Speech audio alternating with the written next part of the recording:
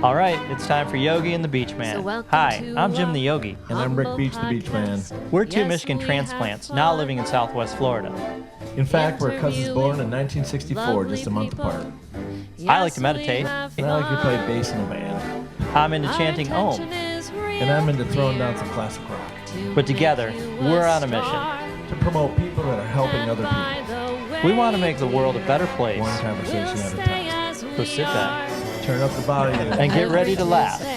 Because we like to have fun while we spread the love. Interviewing lovely people. Yes, we have fun.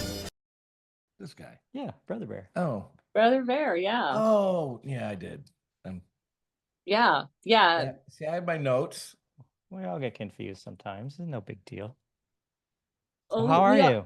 I'm great. I'm really good. I appreciate the, I sometimes book like podcasts and things together, and then I feel like that we have so much different and offerings to offer the world. And even though we do most of our work together, a lot of our work together, we do have other offerings. So it's really nice to get to know people on a separate platform.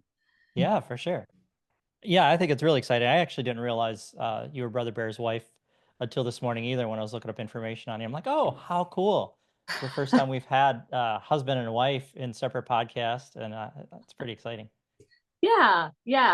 It's a different dynamic. We've been together for 12 years, and we, work with each other in retreats, and that's how the medicines, that we work with have brought us together in Peru. That's where we met. And we heard that story. Yeah, we had a life before. I had a life before, and we continue to also evolve into different just focuses in what we offer in our life. And I love to like talk about the similarities and how we work together. But also as I'm working in, I do channeling work as well. And so there's other aspects of my gifts that, the Amazonian plant medicines that we studied together, and how it opens up different gifts in everybody. We all have abilities, unique abilities, and that's where I'd love to be able to, share with people. Because when we come into retreats together, there's so much dynamic offerings that it's not just like put into, just a bundle of saying, okay, we were both the same, so this is part of like just connecting with people individually and see how we, what we say and connect in. So I don't really know much about you guys. I really appreciate that you're putting on these podcasts and really getting people out there to talk about what they offer in the world. And I know you're in South Florida, right? Yes, we're in Port Charlotte. Oh. And thank you. We don't know much about each other either. We're trying to learn about ourselves as we go. We're cousins. We're a month apart. And right now, Jim's 61, and I'm still 60. I'm the old man. He's the old man, but for 2 more weeks. And we kind of grew up together and then went our separate ways in our mid-20s. He did his thing, I did mine. He went to the yoga studio. I was a Navy submariner, as was Jim. And then he moved to here 2 blocks or 5 minutes away from my house a year ago, and here we are. That's so beautiful. What a great story. Yeah, it's interesting. And like I work with the universal laws and the law of synchronicity, one of them. And so just this past weekend, my son, who's 10, was hanging out with his cousin from Wisconsin, who's 11. And they're like best friends right now, but they only see each other maybe twice a year. And, that relationship, I'm like, oh, how are they going to get closer and still be able to keep that bond going? But they're very different. But they're really, really close. So it's so nice to see this reflection. You're like, oh, fast forward 50 years and look at right. That'll be the year 2075. They might be doing a podcast. It'll be like some 3D hologram. You're just in the same room from wherever, like astral projection. Yeah, holograms. Right. And and that's part of like for us, like, just connecting with everybody on like that's what we love about coming back to the States, because we were in Peru for 10 years, and when we were just being very isolated. And this was part for me where my intention, because I'm from Canada originally, and I went out there because I really wanted to like get out of the matrix, or get out of these programs that we find ourselves in daily, just patterns that I felt like I wasn't really growing as a healer in my community, or really knowing that I had like more to offer, but I didn't really know how to offer it, and to really open up those gifts. And so that's where I started working with ayahuasca, and she just kind of led me to do like some really deep healing work, where I was able to heal from hypothyroidism, infertility, and other like immune diseases, that autoimmune stuff that was like affecting me, and chronic fatigue. And anyway, it was really amazing to be able to know that this can be done. Like, I didn't even know that was possible in what I was offered, even from holistic healthcare, acupuncture, Chinese medicine, a lot of modalities that I researched and did. And so that's where, when I did all that healing in the jungle, and that started opening up my ability to see and have visions. And ayahuasca told me like, oh, your husband's going to come right through those doors. And I was like, and I'd be like looking at it going, are they, he's going to come to this land? This is so strange. And fast forward a year later, we bought some land, my family and I met my husband at a shamanic conference there. And then he walked right through those doors. And, so the timing of certain ways that like the medicines, or, your channel opens, it's not always exactly what you want the timing to be, but it's what it's meant to be. And whatever we have to learn in the process, and that faith that, openings are going to come. And that's how, and then I was able to, conceive my son within like 9 months, which was totally like, I thought I was infertile. I wasn't able to, but the medicines, working with it steadily, I was able to. I know it's strange to talk to you guys about it. I'm like, and then I was regular, and I was able to plot, how women were like, we want babies. And, and when that clock is ticking, I was like, okay, mid-month, I was like, this is time. Like, I can do this. And so it was really magical, in the way it brought our family together, and that we built like an off-grid. And I felt like I completed my mission there, because that was part of it, was like, I received that mission as to how can I help the earth and create something, a different way of life. And that was to like create huge gardens, like medicinal gardens. And without meeting my husband, I know I wouldn't have done it. Like, me alone in the jungle, I was like, and he was amazing with plants and knowing how to grow and connect, and in a different, climate that I was used to. So we did it. And we ended up bringing in, offering a healing center, and healing a lot of other people in the process. And then, so this is what brought us here. And so we do tours, in the summer times mostly, because that's where people are a bit more open and available. And, but we're just expanding all the time. We're like also offering, for me, my most like, what I'm really dedicated to right now is this book that I've just channeled, called Death of Duality. And Death of Duality? It's called Death of Duality. I love that. Yeah, it's been over 5 years that's been in the making. And last year was when I had, like, every ceremony I was offering to other people. Usually when we do ceremony work, the medicines instruct us to sing and do healing work for other people. We're not in it for ourselves really, but sometimes we get that odd, like, oh, a little snippet for yourselves. And that's all I kept getting was like, finish this book. And all of us sometimes have a little bit of ADD, or other things become priority in our life. And so I finished it. Now I'm just getting people like beta readers to help go over it, to do all the fine tunings of it. And so right after I did that, then I found out more like about the universal laws. There's a lot of universal laws, and this is something that I cover in the book. But there's this, there's a school of universal laws as well. So that now I'm getting more into the teachings of how the book that I wrote, and how, someone else in the world has also offered these trainings and teachings.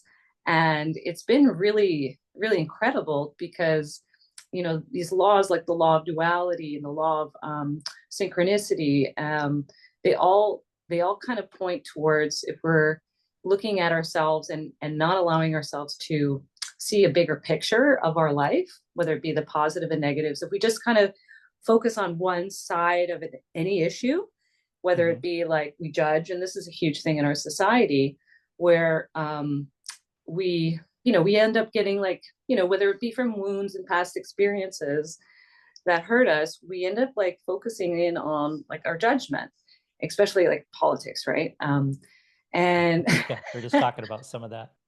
Welcome back to Yogi and the Beachman. Today we have Pamela Lyness, a plant medicine healer and author. Welcome, Pamela. We're excited to have you. We had your husband on the show earlier this week or last week. You're our first couple that we've had on the show, so this is exciting. yeah, well, thank Welcome you so so much. much for inviting me, and I really enjoy, you know, sharing what I can with the world, and also teaching. That's one of my passions right now, is to teach, because I think for me, everybody has that ability to heal. We're all healers. Otherwise, what are we doing on earth if we weren't able to heal? Our bodies heal, our minds can heal. And I find that a lot of times, if we're given those tools and teachings, it brings us all alive into so much more vitality to share with each other. Yeah. Yeah, absolutely. Yeah. So you just wrote this book, Death of Duality. Can you tell us more about that? I'm really excited about that.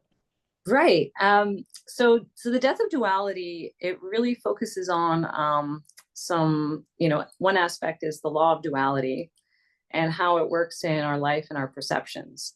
So it's a guidebook to shifting our perceptions from one of polarization into the center, the higher mind approach. And, you know, the center is what often a lot of people, like, it's been written throughout history, and in yoga, you know, Eckhart Tolle is bringing in the middle path. And so what this book does is really go into the shadow parts of ourselves. And so it doesn't point towards as much of this is what you do to get into the center. It just shows us everything else that is not the center. So that we can identify when we are not working in harmony, and we can take more responsibility for our own perception and the way that we create our reality. So an example of that is how when we go into judgment about something, and this is usually, you know, preceded by some trigger, say somebody acts a certain way, or, you know, it's just a reflection of something that is annoying us, or it's just triggering to us. And so our mind is often predisposed to make a judgment. So if I judge the situation, this also creates a polarity. So when we're in polarity, then the opposite polarity of judgment is that there's ignorance. So if we get fixated on seeing something a certain way, then there's something else that we're not seeing about the situation, and whether it's positive or negative. So if we just something to be like, this is amazing, everything is so great, and that's all I see. Well, there is going to be a negative polarity to that. And so within that, a lot of people, when they don't see the negative polarity, then it comes back later and says, oh my God, I can't believe that wasn't that great. And then that's another trigger. So we end up kind of going and ping-ponging a lot, and creating other people to be in that polarity. And so there's many things in that. And this is also reflected within ourselves. This is what I found the most interesting about the book, is that the multiple layers of what this book is channeling is that this is actually it. If we decode ourselves, it's almost like everything is connected. So within ourselves, this polarity is also shown within the layers of the cells. And so it goes into like a lot about our defense mechanisms. And it's a touchy topic, which is like, I'm still learning how to bring it up in a way that allows people to see themselves in their judgments, or in the defenses that get triggered, without creating another layer of defense against even listening or hearing it. Especially like what you mentioned maybe earlier is about politics. Yeah, I wanted to bring that up, and maybe you can help us make sense of this. So yesterday I'm in Naples and I see a Tesla dealership and it's surrounded by 5 fire trucks and all this is going on, and you see it constantly in the news how people are now defacing Teslas and bombing their stores, and it's like, we immediately talk about this and we're passing judgment. Now, probably 90% of my friends are on the left for sure.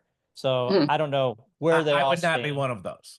on the left. You would not be on the I left. would not be one of those, to be clear.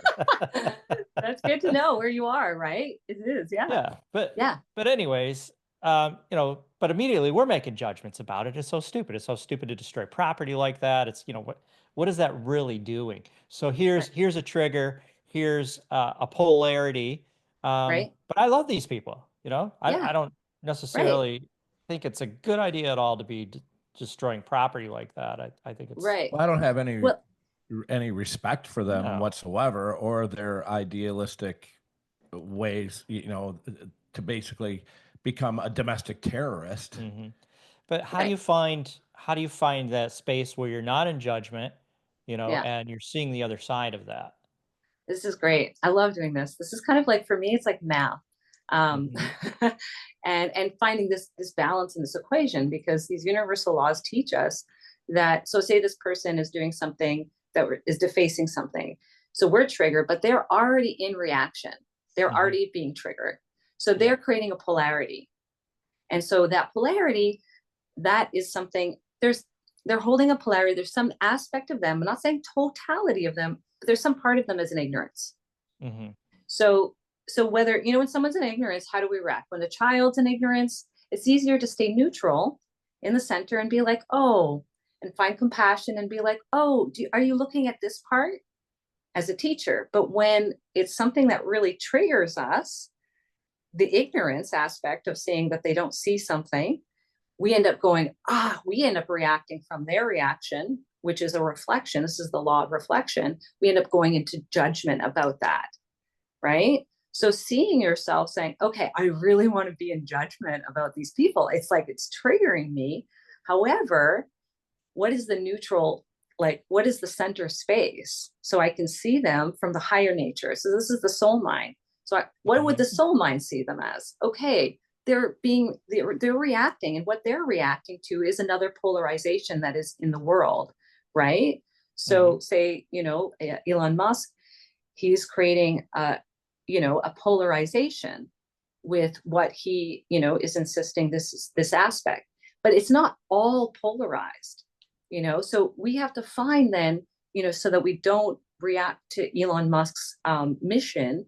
So if this is a huge negative in their mind, so he's creating a judgment, Elon Musk is saying, this is the way, this is what we're doing.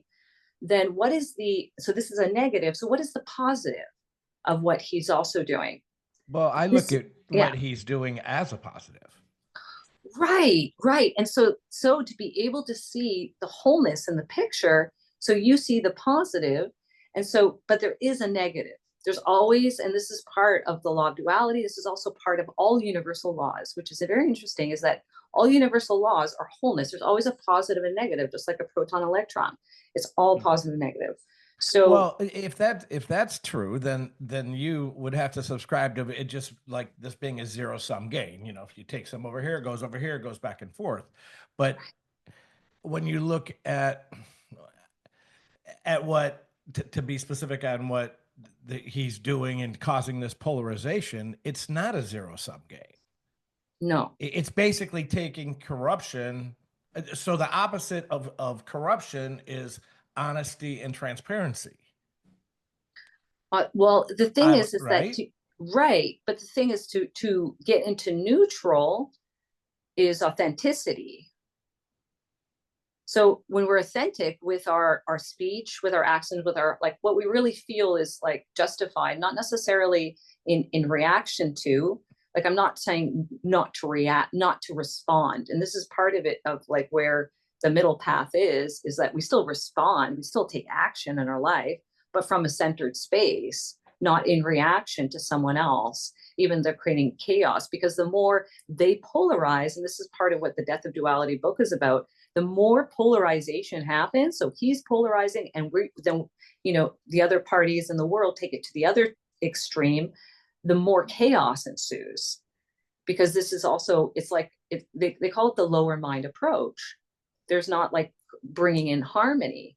So if enough people stay in neutral and say, okay, you're doing something that's polarizing the world and bringing things through, then this is also part of believing and having faith that when we're in our center, and then our speech and that our actions are going to bring back people into center and bring him back into center, because we're all interconnected. And this is also part of like what we're aspiring to in the world right now, is not being in polarity, but in multidimensionality, is that we all are interconnected. So the more we stay in that neutral positioning, it's almost like holding the ground. It's like, I'm not going to go into your polarity, you know, but allowing more, you know, and whether that is, it's like, well, if I'm not going to participate, for me, the best way is like non-participation in his reality.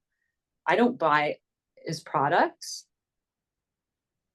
You know, if people are also creating that momentum, and this is also part of the polarized dualistic momentum, if there's a momentum that we keep going at, and so whether it be in, you know, fueled by anger, powerlessness, and powerlessness is huge. So when we feel powerless, the other side of the coin is anger. And so we're reacting in anger because we feel powerless. But if we act in a way, it's like, where is my power? Do I have power over the situation? What does empowerment look like? I'm like, okay, you know, like, you know, an example is Gandhi. Like he was like a poor man. If the outside looked at him, they would judge him to have no power, but he did not believe he was powerless. Power comes from inside, feeling empowered. And this is also part of the symptom of the polarization of our society right now, is that so many people feel powerless, so that we get the extreme. And that's what actually creates like codependency and narcissism is the polarization. So when we get people who are like very narcissistically inclined, not thinking about everybody else, but what they want to focus on, then the people, it also has a polar opposite. It's the same coin, is codependency, which is people who don't feel powerful. So they need that. It's like the opposite side. So the more we come into our own power as a society and say, hey, this is not what we want to create, then we feel powerful to create a change that offers that and that reflects that in the world. Yeah. I had something come to me after meditation today, and I thought it was pretty interesting. So powerful people like Gandhi, or I could point to modern day people like Sadhguru or Amma, the hugging saint. I mean, they're very powerful, but you don't see them with bodyguards. But you get into you get into politically powerful people, and they all got to have all these bodyguards. Isn't that interesting? It is. And can I comment on that? Yeah. Well, I was just telling, this is part of what we offer at the retreats, and also with medicine work. Medicine work has shown me a lot about what protection really is. So through the process, 10 years in the jungle, we dieted a lot. Of dieting means like we're drinking master plants that have a lot of high level consciousness, and we stay in a very isolated place. And so I was brought to a lot of the trees. So I've dieted, you know, for over a year, many different trees, which are very protective. And that's something I guess my soul personally needed, protection.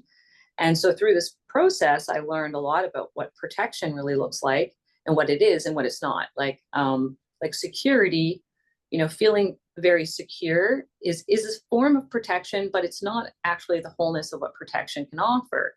Protection is something that offers you that space that is like, it's like divinity in action. It's like when we feel love, when we feel like protected by the universe, by, you know, our true selves, we have that power inside of us that is fully protected.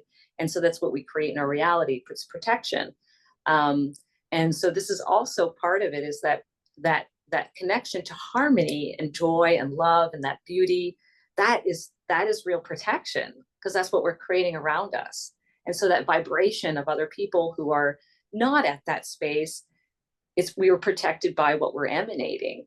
And through that period, we can also like offer that we create boundaries around, you know, the lower mind, the lower self's tendency. So this is like a discipline. So you know how you see like a lot of these saints, they're very, very strict with people.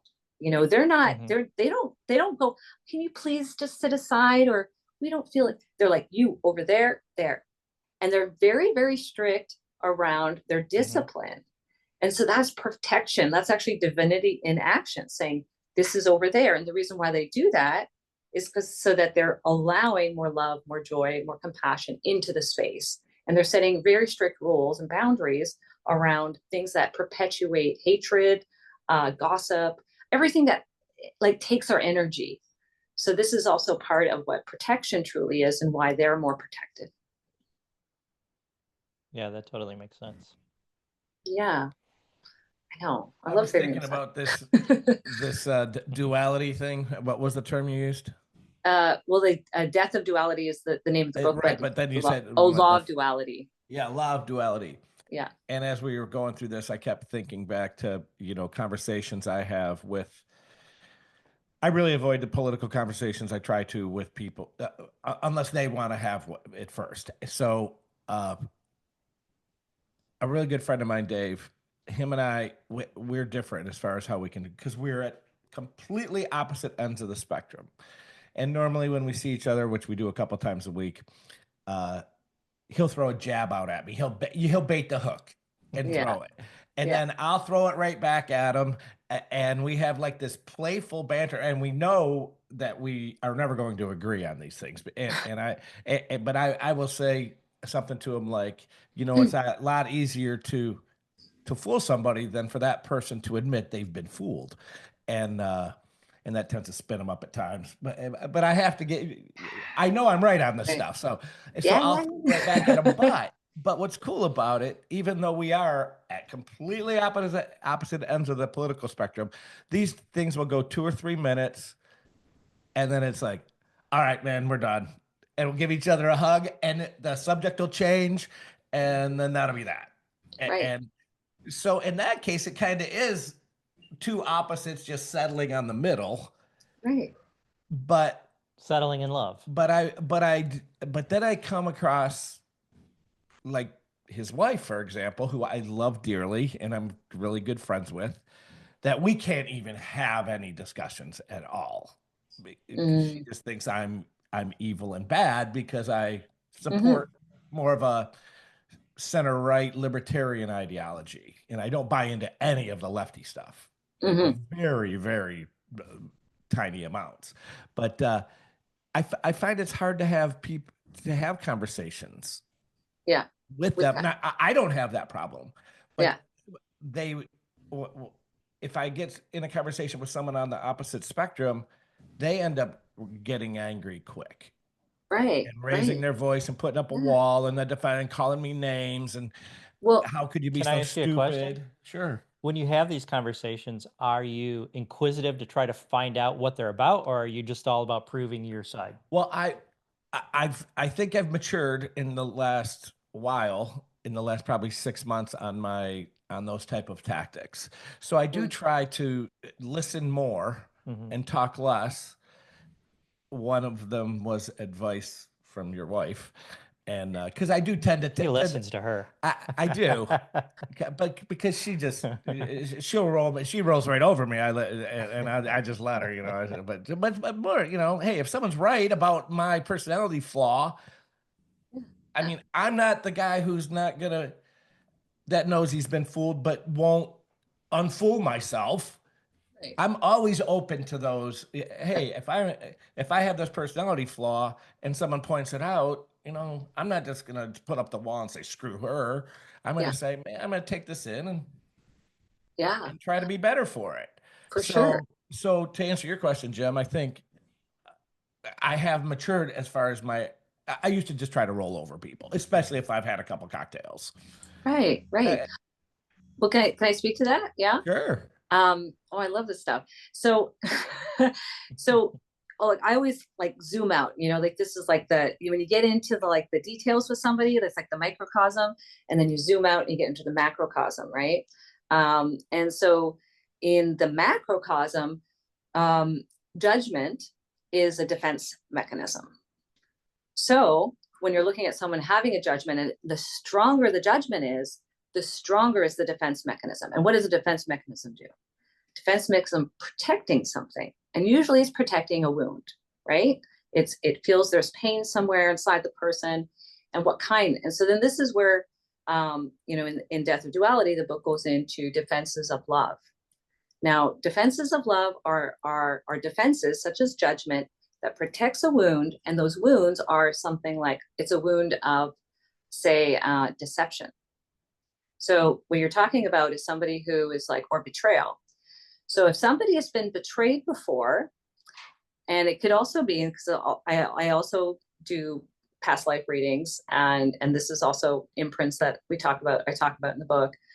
But if there's like a deep in the cellular memory of the person, whether it be also carried in their ancestry of a wound of being deceived or betrayal, that's really hard for them to look at. That's a wound that they're going to protect, and they're going to have a stronger judgment about it. And everybody's wounds are different. So when you're talking to somebody and you're like, why does this person, and it's just a difference, but they're just like, no, we're not talking about that. And that's where the inquiry in the self, and if they're ready to do some self-inquiry, and it has nothing to do with the subject you're talking about, it's because that deception that happened, say in the global, like, and I see that too, you know, I was in Peru for those years, the COVID years, just hiding out in the jungle and, you know, just away from society on land. And wearing your mask, of course. Making your appointment in Lima for your gene therapy injection. I'm like, I don't sign up for that. And that's part of my reality. I was created. I was luckily in a reality, well, for a while until I had to take planes, that reflected a reality that didn't, you know, because I really believe in my authenticity, and this is my path in my life. It's authenticity. And anyway, but anyway, so we're getting back to deception. And so, you know, this is like the largest betrayal of deception in a while, but it, you know, thousands of years ago. Talk about COVID in general. COVID in general, for sure. Mm-hmm. But this is only unearthing a betrayal, a deception in our whole culture and programming with our education system, you know, leading into, you know, the amount of people who pay for education and makes like student loans and all of that. And then they're like, the whole setup is like, is a bit of a betrayal. Do you know what I mean? Mm-hmm. And so all of it, healthcare, agriculture, right? All like of it. 8 years in school, and then all of a sudden you're like, what? I don't know anything about nutrition. How can I not heal people without nutrition? Anyway, and they invested it's not even just their money, but it's their time, their life force, energy. So to be deceived in such a grand way is so hurtful and so painful that people go into denial. And so within these defenses and these wounds, they're actually held in the chakra system in the body, which the chakra system, I'm sure if you guys Yogi and The BeachMan, you guys are going to know about chakras, right? Yeah. Okay. So there's chakras, and these are energetic. So this is not just of the physical body, but this is holding memory from, you know, the soul's journey. And so the bigger the wounding in that area, the bigger the blockage. And so denial is of the solar plexus, and that's where your power center is. And so if the person that you're talking to has a strong denial around this wound, is because they don't feel very powerful to be able to create change in there and heal that. And they might have lost a lot of faith. They might have given up in terms of feeling like that they could actually effectively. So they accepted whatever is happening around them as being truth, and it's easier for them to they're convincing themselves that it's easier for them to just go along with that, because there's you know, whether it be deep-seated fears there about what could happen to them if they acknowledged the truth of, you know, the truth of the illusion that we might be walking in. And so this is, you know, and there's all these stages to allowing that awakening in. And so sometimes, you know, and this is part of why you're reflecting and you're in that world. Like, this is where I feel like with people like yourself, I wouldn't totally back down, because you're in their reality for a reason. It's just, and this is where the book talks about a bit more about tone and approach. And this is helpful in our own evolution. You know, each one of us, we're here to evolve and learn and grow. Like, what is my, you know, am I putting off what kind of tone, what kind of approach can I offer that Mm-hmm. that calms, that helps open up that dialogue, that allows in more safety, more protection, you know? What's And my energy in this conversation? You know, what am I bringing into it? right, right, right. And a lot of like what I find the medicines teach the most, and that's the way they do healing work. And this is where I'm a eternal student from or you know, the medicines and how they work. And that's why I like working with these master plant medicines like ayahuasca and wachuma, is because I see how they are able to um, go in the back door of people. Like, people have such strong resistance with something. So if I would approach and I'm trying to like give them information or help them heal in a certain way, how they see things, they can let down for a little bit, but their guard comes back up, and you're like, okay. And so I just say, oh, come to a ceremony. You know, if I can get you to a ceremony, the plant medicines have a way of bringing them into another approach, because it's not like the symptom, like what they're putting up is not where the pain is. It's from somewhere else. And so the medicines help, as a healer, as myself, they help lead me to the place of the original cause. And when you get to the original cause of what is creating those perceptions, then you can actually hold space for them, and then the healing will just begin, you And know. are these causes are they always from present life, or are they from past lives as well? um I see them, you know, everyone has their own take on it. Some people are like, this present moment and just heal, this is all you need.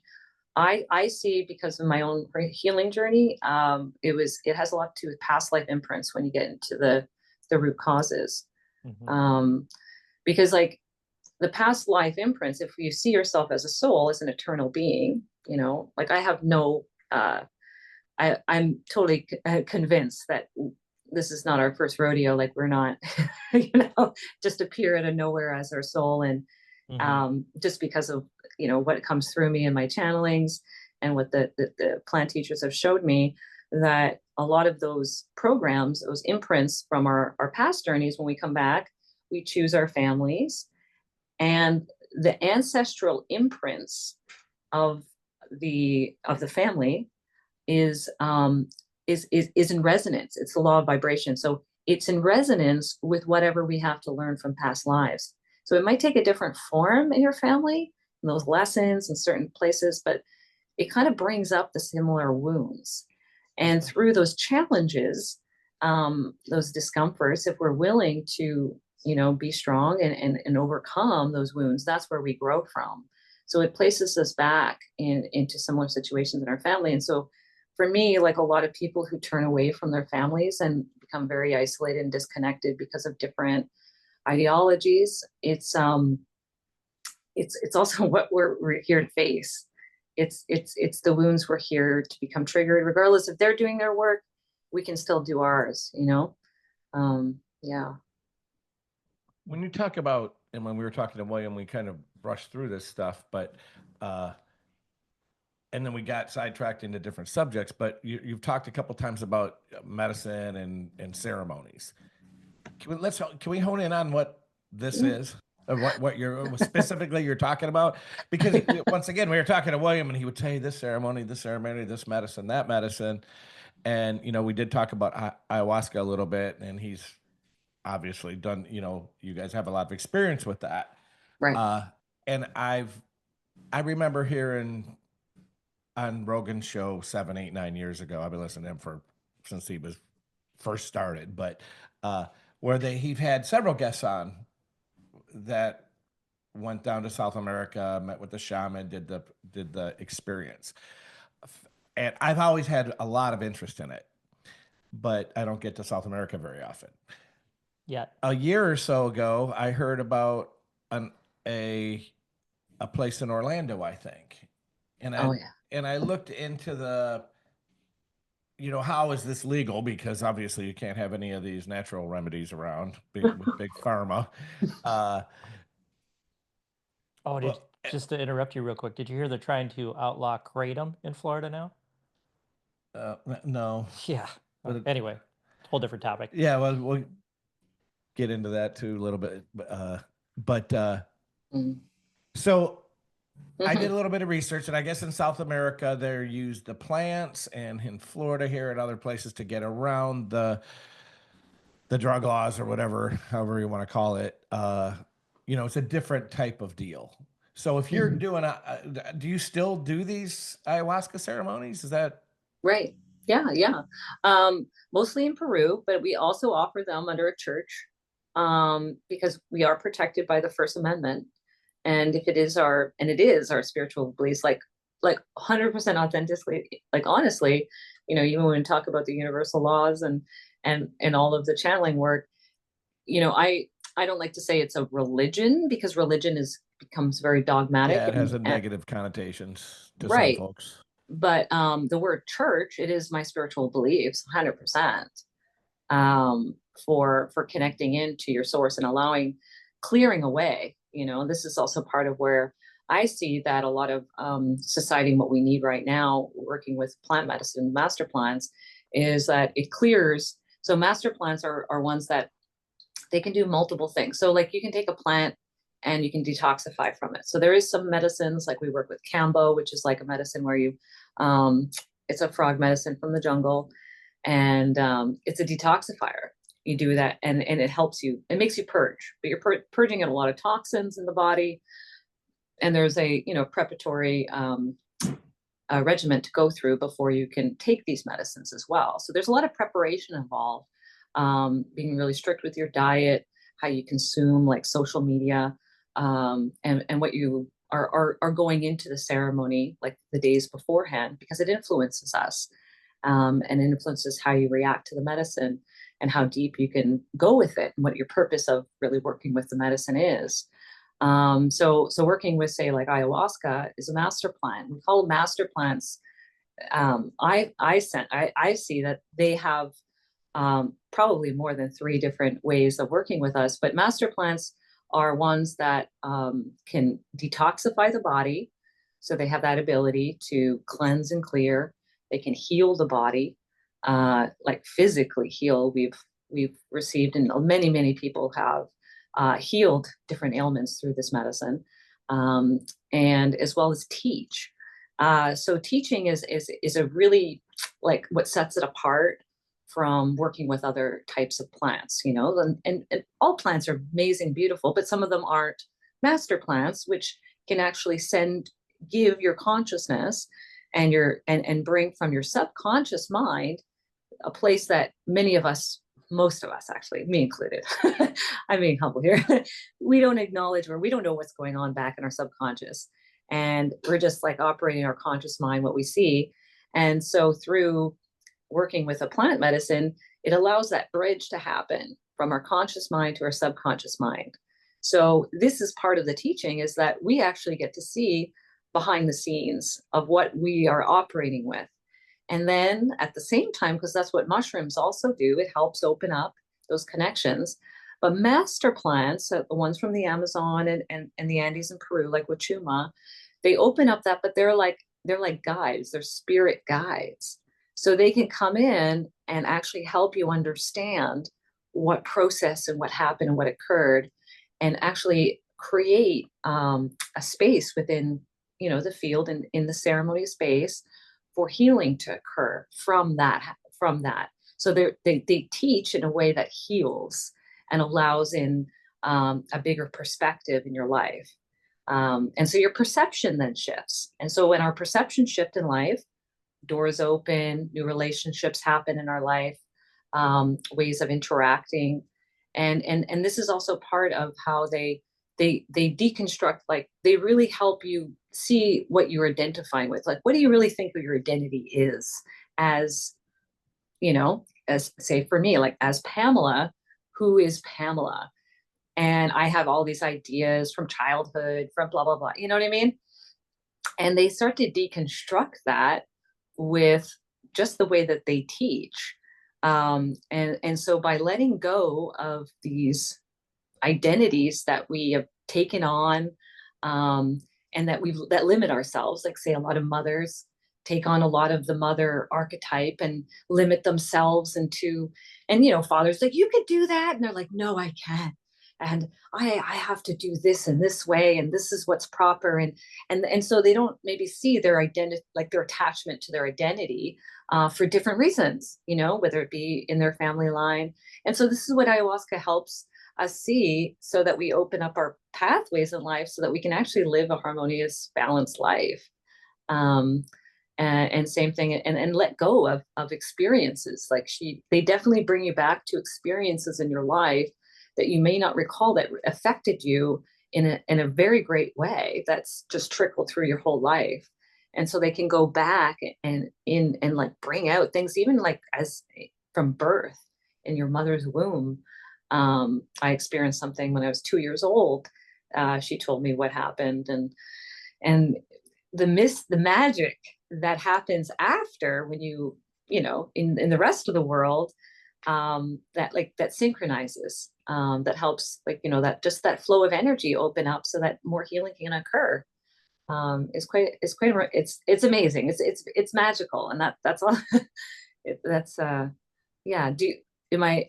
Let me know if you have any questions regarding that, what I'm saying. Yeah, I was just wondering, like, and I appreciate all what you just said, and I was following right along there. But how would an experience, if I got on a plane and flew to Peru, be differ from than if I came to your church? And where are you at now, in St. Augustine, I think, right? Or Right, Jacksonville, right, something like that.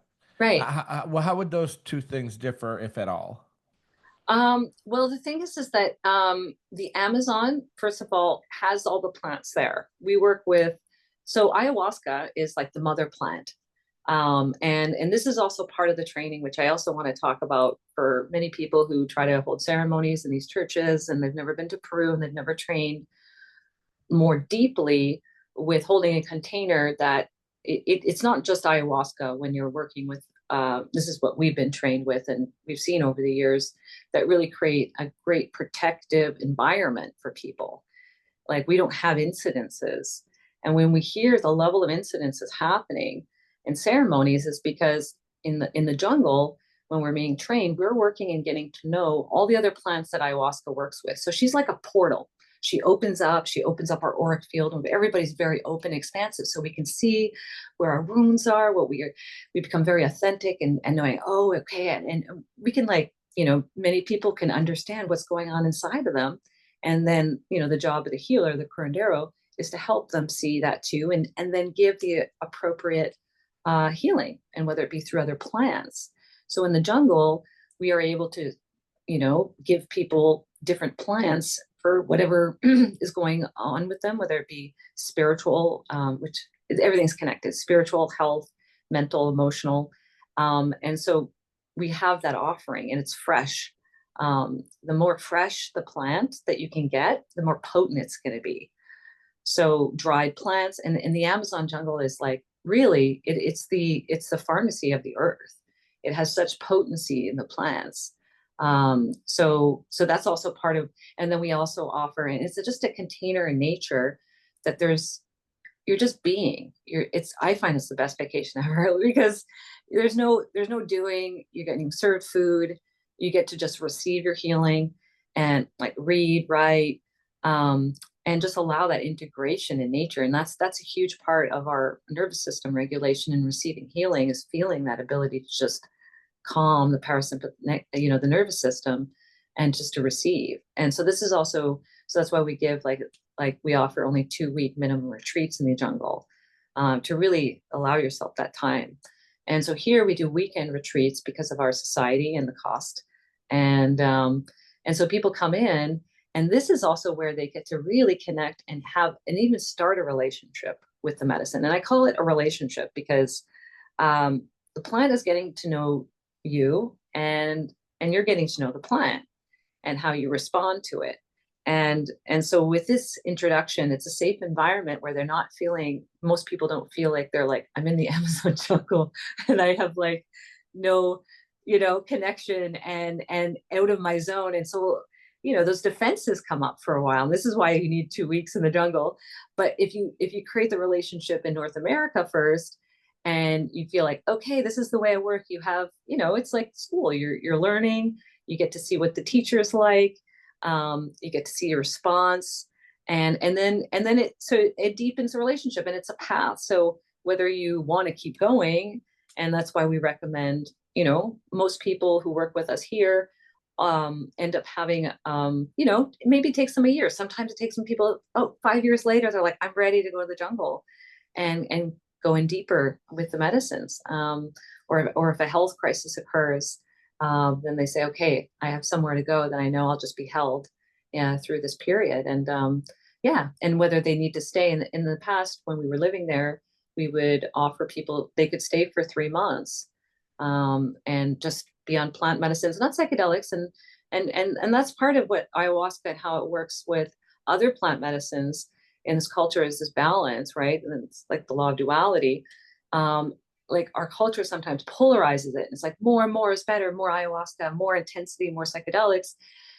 And, it needs to be balanced with another yin kind of practice, which is just being and drinking plant medicines and just like diets that are very clean, so they can assimilate and integrate, and that aren't psychedelic in nature, but are very healing in other ways for their body, mind, and soul. So, and so this is part of learning about all of the plant medicine. So it's a bigger course almost, Right. Yeah. Because I remember when I started researching, and I really looked into this pretty heavy about maybe 2 or 3 years ago, and and maybe it was you guys' website that I was looking at it, because it was in Orlando, but I remember there was a lot of prep and like not really warnings, but things to be concerned with. Hey, and I don't, you could probably help me out with remembering this, but it was like no alcohol for 30 days. If you smoke weed, you need to stop for a month and a half. If you're on prescription drugs, you really want to make sure that they're not correct. I mean, it was pretty restrictive. And I'm like, I don't know if I want to give up weed for a month. I just don't. Now, that's kind of selfish on my part, because I realize I'm probably giving up what could be a life-changing experience because of my short-term selfish needs, I guess. But Well, some of it, was I everybody's right on that as far as that right, but preparatory not stuff? everybody has the same protocol. Like, in terms of like, we say depending on someone's like, dependency on pot, like marijuana, it's like 1 week. Drinking 1 week. Usually we do a 3-day rule beforehand with like, cutting down on like no processed foods, no salts, no sugars, oils lessen, no caffeine, at least a day or two, like 2 days. Like, and this is part of it, is that the more prep work you do, the more you'll get out of the experience. But if you're not ready to go that extreme, there are definitely like there's certain hard fast rules, like SSRIs, medication. Those, some of them, like we screen everybody, so those are like 6 weeks. So this year we're really trying to like get the word out now about our retreats, so that when people, because often people want to come to our retreats and they're like emailing us at the last minute, or even like 2 weeks beforehand, and I'm like, well, you can't come because you need this much time to be off of those meds. And now with the increase of, like we've noticed a huge increase over the last few years of the amount of people on medications. And so this is part of it, is saying like, so there's certain medications though, a week, like, or antibiotics. It's like, okay, the week of, if you're not on antibiotics, they're not so extreme. But the thing is that the experience you're going to have, first, the medicine goes in for like the physical body first. So if the person has some really intense detoxification to go through, it's going to hit them first there. And like people in the jungle, like some people who drink in the jungle, they've been doing this since they were young.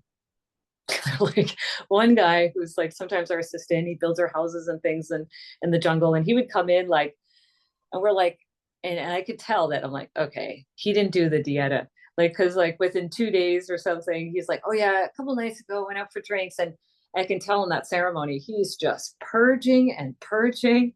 But he's like, I can do it. but he's so used to the working with the medicine that he knows his effects of the medicine. When someone's coming in for the first time, you want to hold them in a space that is the most gentle for their and what they're trying to get out of the experience. Are they, of course, you're there to detoxify, but you can detoxify by just doing a cleanse beforehand. You don't need to get like a huge, constant purging and purging and purging. So this is also part of the methodology, is just to allow somebody go in a way that they can receive more. Same thing with marijuana. So marijuana, the DMT receptors in your brain, what happens with marijuana and the THC in it is that it kind of creates like a glue on those receptors. And so that's where a lot of people who smoke marijuana, their dreams aren't very vivid, or they don't have many dreams. And so there's a cleansing process. So DMT, working with ayahuasca, there's DMT in it.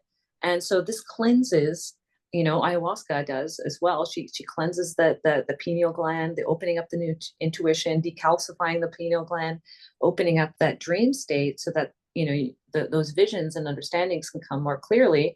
And so she doesn't do it. It's the chacruna. Chacruna is actually the DMT mixed in with the ayahuasca, and that's part of it. So some people who have don't smoke pot for a week or whatever, but say they smoke pot for years before that, they might not receive as many visions because it takes a while for the brain to cleanse and clear away, the receptors for where the DMT enters and because our brain produces DMT. So that's part of the cleanse, Yeah. But I'm glad you mentioned all that, because it was on my mind, like what preparation is there for a local weekend retreat like this? When is your right. next one? The next one is going to be, I think, May 10th. We're going to be doing it in, well, we don't give out the locations. This is part of it until somebody signs up. It's going to be in the region. Okay. I just say in this region. And we do this because, we just feel like we really like to create a protective, energetic area for everybody. And so this is why we, like, when people sign up, we tell them everything and we give them the whole preparation and retreat details. But if people want to, connect with us through our website, we give you the details. Everybody has to go through the same application. So we have a medical form. Everybody has to list their medications, what's going on for them if they have trauma. Really, like, we do a pretty good overall, in-depth inquiry and connection call too for people who are coming to our retreat, so that we know where they stand, we know what they need, and sometimes if it's something that they're working with that might, like people who have like a bipolar or schizophrenia, we can't give ayahuasca to people who have those kind of health conditions. So there are other protocols and working with other medicines, but that's a longer period of time and there's no psychedelics involved. And that's, it's a longer healing route. And, that's part of just saying, okay, this is, my commitment to this path. And if somebody just wants to work with ayahuasca, then, they have to, we go through a bit of a protocol for them too. Do most people come singles or in partners or groups? What's your normal customer? Is it all of the above? Really all of the above. We've been getting a lot more couples lately, though. I really enjoy that. And I think it's very supportive. I think most people, like, especially if you're a newcomer, they're because if, we have communities that we serve along the East Coast and we go there back every year. So it builds a community and people know each other. It really opens up that connection, and people become best friends, people become roommates, they become lovers. There's a whole bunch of things that, like, this connection through ayahuasca, because everyone becomes really authentic and open about what they're going through. And it's a really good way to connect with someone, when you're in that space. But, I find that most people want to come at least with someone else because they feel comfortable not going alone. And whether it be friends or a few people, but I really love seeing couples come, and it helps strengthen their relationship for sure. or it does the opposite. So it's very extreme. we've seen both. I don't want You're to. not my fit. Could see that. Yeah. What does one of these retreats cost? So usually for a weekend for 2 ceremonies we offer, it depending on also the places we are going. So if we're in Mm-hmm. Alaska, it's going to be a bit more. But Florida region, we're talking about in the camping, it's pretty much $1,300 to $1,500 depending on the location, you Okay. know. And I like to keep costs down for people as much as possible. And last year we had a space that was more workable. We were actually on the other side in Sarasota. Mm-hmm. But it's like if we're not doing bigger retreats it's kind of like the consumerist model where if now we rent a space that we don't have our own space because there I don't know if you want me to go into this, but it's just like Florida, the cost in Florida really. Mm-hmm. And some of the churches that like last year, a church I heard of that many people have come to us from them have went bankrupt or they basically shut down. And they were doing, I've never been in a ceremony that big. They've done everywhere from 100 people ceremonies to average of 60 people in a ceremony. Wow. So our biggest ceremonies now are 15. Like in the past, we went up to 20, sometimes 25 in some regions, but we like keeping it at 15. And so there's always me, like 2 trained curanderos, and then we have some helpers. And yeah, but I understand the economic model. Like honestly, like when people say, "Oh, everyone should be doing this for free," but I'm like, well, to keep in You business, have bills. No, yeah. right, Yeah. right, and I yeah, know I'd prefer something a little more intimate. I wouldn't want to go in a 50, 60 group setting. That would No. not be, I don't even like going in that group setting now. Just but uh but yeah, I think under 20 I think is the way to go. Mm-hmm. And right, anybody who wouldn't understand just basic business, probably. yeah, Yeah, I see it. I don't know how it would make sense for you not to travel around and that it just have a central location and all the taxes and Oh, the everything else, expenses of a the building are expenses ridiculous. right. but Well, in Peru, it was so nice, and it is nice to have it, but the location in recent years with COVID and all of the, people don't come as much, and so yeah, we say, okay, we're gonna offer it more here, but then yeah, and also when you get bigger, we like staying small and moving around because then there are certain things in litigation and and you can stay get under the lawyers, radar. We get it. Mm-hmm. all of that. And I'm Yeah. like, Yeah. why do I want that headache? No, Right. it was, in Peru in the jungle, there's no building permits. You get Mm-hmm. people who are knowing what they're doing. They're jungle people. They know the law. Like it was so easy to create there. Mm-hmm. And so coming after being there for a decade and seeing the amount of paperwork and everything that you need to do to just have, to execute what you actually do, in terms of what we were trained for when, almost like the space asks us to do 90% of time of preparation and organize like all of the paperwork. And then you're like, wow, 10% of my time I can do this. So we're trying to see how that kind of, how we can influence this system in this realm, in this world, so that things are a bit more balanced, Mm-hmm. yeah, yeah, yeah. I appreciate your, yeah, just listening and connecting in. And yeah, and this is what I'm excited about this year is that through this new book, I'm going to be offering the teachings and doing exercises with people to see how they can, within the retreats, within the medicines, so that the medicines can also, because if you don't remember some things and the reason why the wounds and all of that came up in your life, because a lot of things are hidden, the medicines also help us be able to see that. And so we can actively participate more. So our retreats are really about being an active participant, because really we can't get results and growth if we're not actively participating. And yeah, so this is how we encourage anybody who wants to really get in there. you Excellent. know Yeah. Now, when I hear the word duality, I think of automatically of non-duality and the difference in the different belief systems of duality and non-duality. Is that at all touched on in your book, or is this a totally different aspect of duality? No, I think it's all the same. I think it's just the way that our approach and our language, and the way we talk about it. I feel like honestly, like these teachings that I've channeled and come through, it's like this has been around for thousands of years. It's it's just said in a different way. Hmm. And the nuances are perhaps more like the way, like when we say patterns or karma, there's, you know, it just highlights in more detail so we can follow the thread, so Hmm. that we can understand that, oh, all of those little reactions and judgments, and, create patterns. There we go. And so if we're really good about, being able to see our patterns and see those, then we can track that back.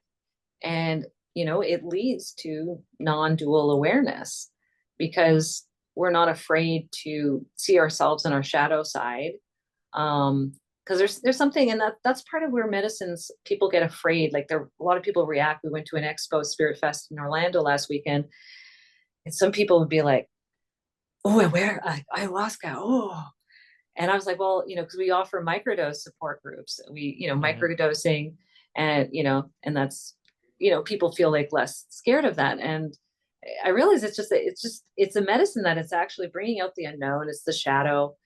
And so the bigger fear we have of our shadow, the more we like retract back, but the more that we don't see life as it is, like with a full perception of the balance. Hmm. And so that's where I see like non-dual awareness is that,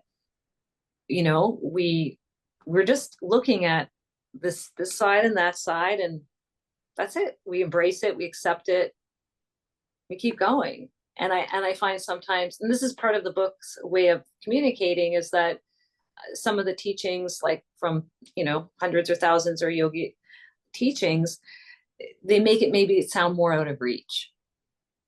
You Hmm. know, like, oh, that's for somebody who sat on a mountain, in a cave for like a decade. Like, Yeah.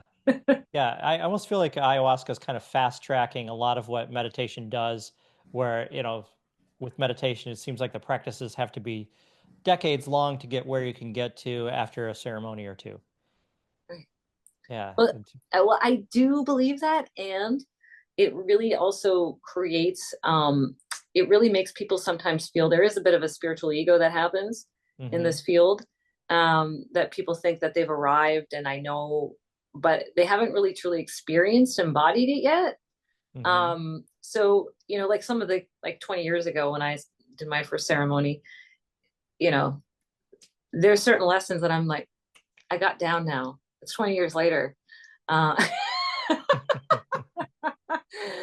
uh, you know, Yeah. so like it's the implementation, and that's part of why we're not part, like, I understand that that's where the next phase of integration is actually getting exercise where people leave and they can keep that going, Mm-hmm. instead of getting just our ADD culture like back into our life, and not bringing that into our awareness anymore, what we received.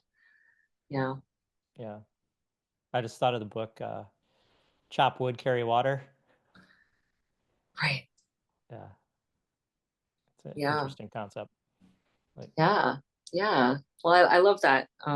Yeah, and that's part of just our culture. It's a variety of offerings, to be able to, have that space to chop wood and carry water, have that time. mm-hmm. Yeah. Like, I have Yeah. time to chop wood and carry water, and I have to go over there and do something else. Yeah. Well, thank you so much for the your time today. Yeah.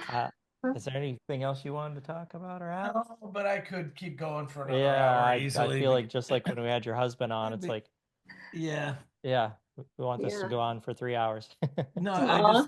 briefly, I just thought, how you said, hey, now fast forward 20 years and all these experiences you've had. And now I'm sure there's sometimes you think that uh, uh, as you're maybe realizing something new or learning something new, you're like, that was always in me. why didn't I recognize it? Or why didn't I say this is so easy? I'm making the analogy of like a guitar player. And where if you practice all the time or get into a rut of practicing or not and just knowing, and then all of a sudden maybe someone shows you something new and he's like, man, that's I had that the whole time.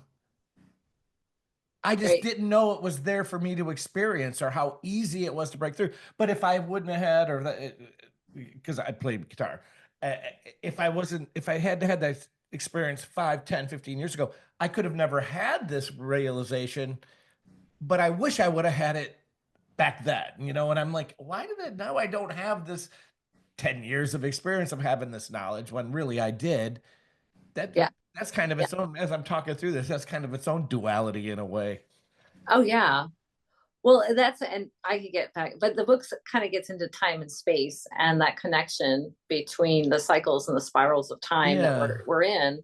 And that's also part of it. This like a cycle of time, you know, when we zoom out in the macrocosm can be, you know, some people that would be a year to them, and some people that would be 20 years that of learning, you know, Yeah. that same thing. And what is the differences? Why is there, you know, some people you're like, you know, you connect with and you're like, geez, why can't you get over that?